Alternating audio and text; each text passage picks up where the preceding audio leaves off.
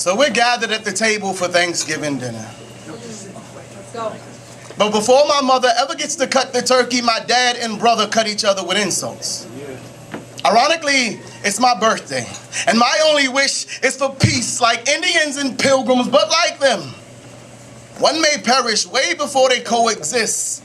Let's rewind back to my childhood. As a kid, I'd watch my father dress for work. He cut himself with a razor, trying to rush cleanse the day before sins in the shower, then button up his neatly creased uniform my mother had ironed for the last half hour, and finally, he pinned this symbol on his chest, this miniature star that shines so bright my pupils contracted to adjust to the light, and I was proud.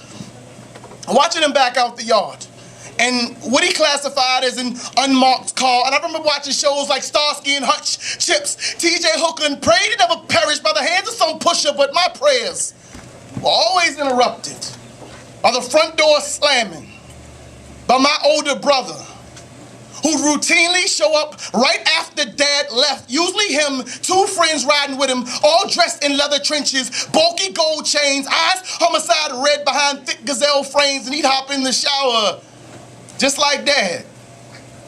Cleanse his sins from the night before, splashed on cologne that smelled like indictments, and sat on the floor with his boys, and these items clear: sandwich bags, plate made of porcelain, dull razor blades, and a slab of white poison, and he cut himself with a razor trying to rush while stuffing grams of his soul in every bag, and I'd innocently ask just what he was doing.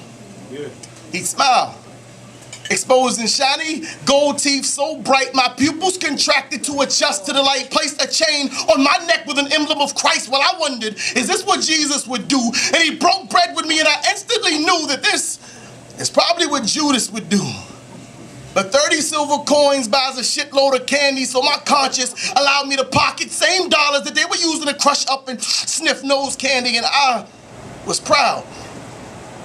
Watching him back out the yard, and what Dad classified as a dope boy car.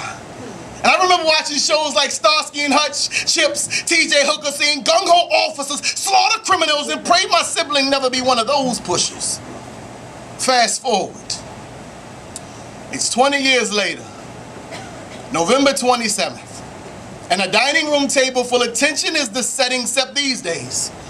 Well, these days, in between fighting one another, my father's blocking cancer with chemo, and heroin's fiercely uppercutting my brother, the both of them with so much in common, like identical bullet wounds from the careers they chose, kids by different women, alcohol addiction in different ways they both stay in and out of prison, and me, I'm the judgmental middleman, sweaty gavel in hand that's fed up and ready to drop both charges like fuck this twisted game of cops and robbers off the clock. Can we just be sons and fathers? Thank you.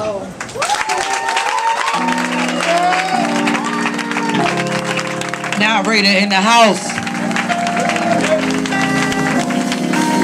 So how y'all feel? Y'all all right? I said, y'all all right? Yeah. I don't hear nobody. I said, are y'all all right? Just checking. Coming up to the stage. Y'all show some love for Dre. Dre, where you at?